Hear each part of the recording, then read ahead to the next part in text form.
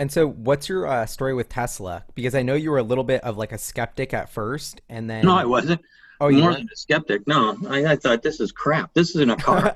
I couldn't, when I got that thing, I thought for sure that's going to be it. My company is over because when that car came rolling, well, first off, I didn't want to buy the damn thing. I got sucked in. I mean, Audi, through another consulting house, contacted us and said, "Here, go get a car, and we'll pay you to disassemble it, and we want a report." And I said, "Sure, fine." And I told them that the report that they were asking for was worth about $750,000. Everybody was happy, and that was the end of that, right? Well, my car didn't show up right away because the quality was so poor that they stopped it at the factory.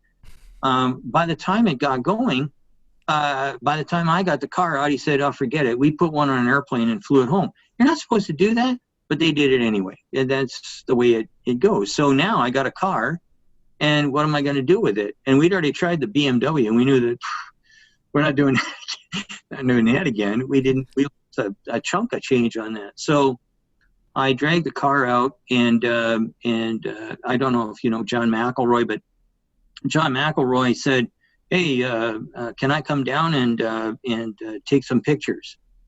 And I said, "Sure." And he came down, and we did a little interview, and he said, "What do you think of this thing?" I said, "Oh, it's a pile of shit. Look at these doors. I mean, you could throw a cat through these cracks. I mean, this is like ridiculous."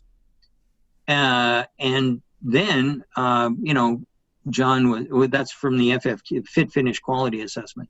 So after that, John said, "Let's take it out and drive it." And I said, "Sure, why not?" And I figured it was going to drive like it looked, but it didn't. And so we got in and we drove around, and he was driving. I hadn't driven the car ever. And he was driving it around. He says, "Hey, this is really peppy. Holds the road really nice. What did you think of it when you drove it?" And I said, "I haven't driven it." But when we got back to the plant, I said goodbye to John, and then they were going to take it back into the, to be for tear down. And I said, "Let me just try this out a bit." So I did. And I used to race cars a long time ago, and this car handled pretty well for an electric car, as it were. Anyway, we got it back, and we stripped off the things that really, like the don't judge a book by its cover. Okay, I was looking at the cover, but once we got past the cover and into the meat of the book, once we started looking at the electronics, the electrics, the motors, the inverter converters and whatnot, we'd already seen a bunch of electric vehicles, but we never saw anything like this. And that's when, and then we started looking at how they did what they did, and how much things should cost versus what everybody else was spending. All of a sudden, not all of a sudden, it very slowly changed my mind. And then I've said this a couple of times now, but I've never recommended anybody buy a 3.